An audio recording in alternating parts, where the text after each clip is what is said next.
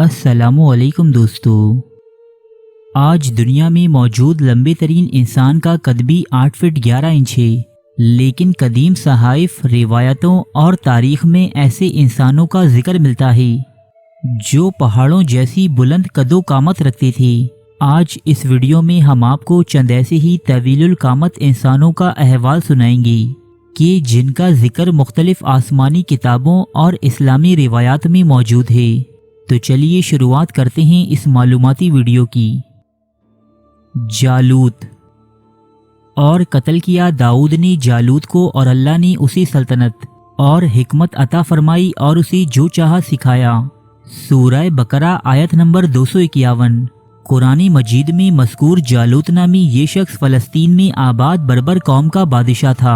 जालूत बहुत ही कदावर और निहायत ही ताकतवर इंसान था। इंजील के मुताबिक ये जो टोपी अपने सर पर पहनता था, सिर्फ उसका वजन ही 300 रतल यानी 150 सेर बनता था। मुफस्सरीन लिखते हैं कि हज़रत तालूत अलैहिस्सलाम जो बनी इसराइल के एक नेक दिल बादशाह थे, आप अल्लाह के हुक्म से कौमे बनी इसराइल को लेकर जालूत से जंग के लिए निकले।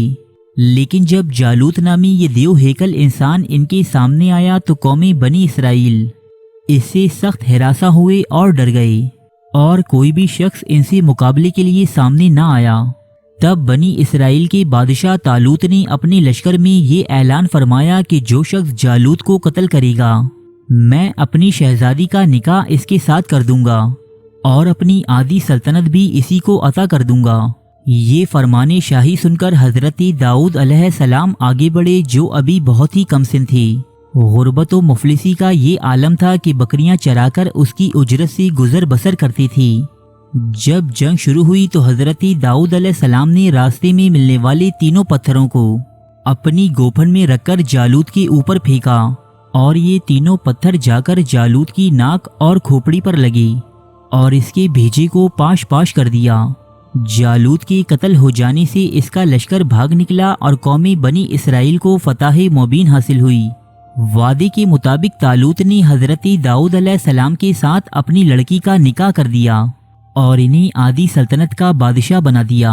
40 बरस बाद जब बादशाह तालूत का इंतकाल हुआ तो हजरत दाऊद अलैहिस्सलाम पूरी सल्तनत के बादशाह बन गई। सल्तनत के साथ साथ अल्लाह पाक ने आपको नबूवत से भी सरफराज फरमाया। औज बिन अनक। औज बिन अनक का जिक्र तौरात के अलावा दीगर बहुत से इस्लामी मुफस्सरीन की किताबों में मिलता है। रिवायात के मुताबिक इसी तारीख़ी इंसानी का सबसे तवीलुल कामत और ताकतवर इंसान कहा जाता है। औज के बारे में ऐसी रिवायात भी मिलती हैं कि अपनी तवील कद की वजह से ये शख्स समंदर में खड़ा होता तो पानी इसके टखनों तक होता था। औज बिन अनक समंदर से मछलियाँ पकड़कर आसमान की तरफ करता और उन्हें सूरज की तपिश से भूनकर खाता था। रिवायात के मुताबिक औज बिन अनक का ताल्लुक हजरत आदम अलैहिस्सलाम के दौर से था, जो हजारों साल की उम्र गुजारने के बाद हजरत मूसा अलैहिस्सलाम के दौर तक जिंदा रहा। रिवायात ये भी कहती हैं कि फिरौन मिस्र से रिहाई हासिल करने के बाद हजरत मूसा अलैहिस्सलाम और कौमी बनी इसराइल का सामना औज बिन अनक और इसकी कौम से हुआ।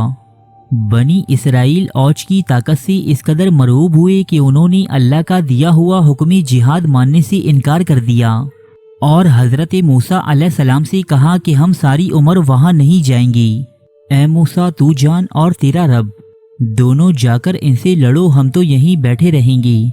इस बात पर हजरत मूसा अलैहिस्सलाम ने इनके लिए अल्लाह ताला से बद्दुआ की और ये कौम अगले 40 साल तक जंगलों और वीरानों में भटकती रही।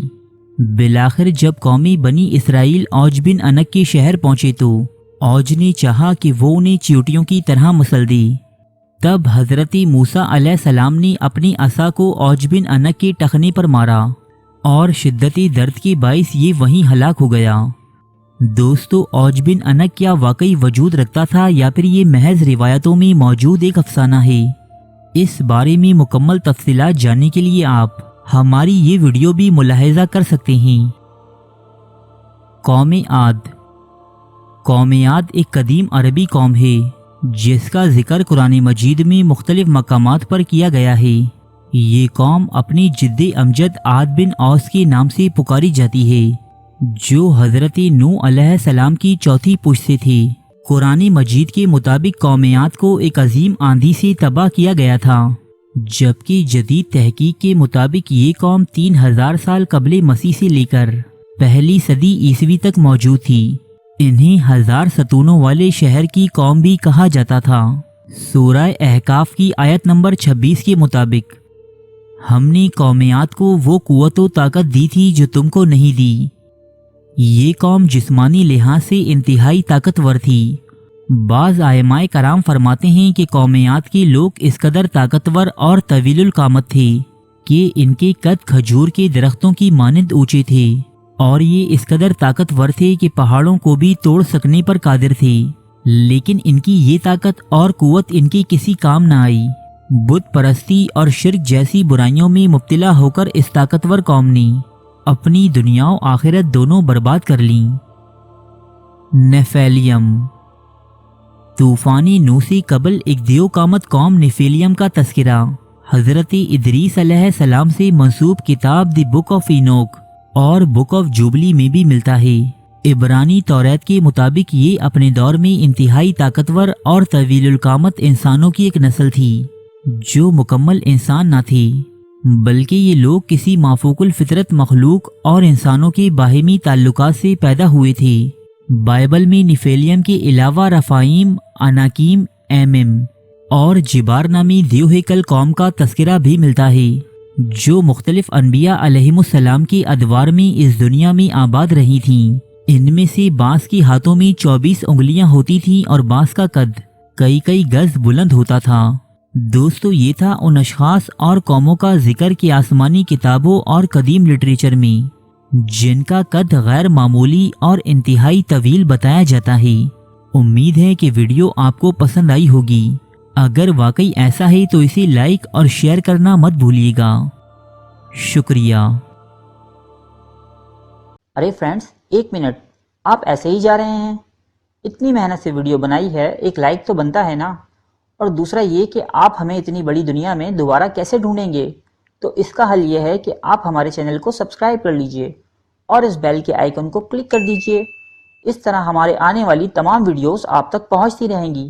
ارے ڈریے مت، یہ بالکل فری ہے۔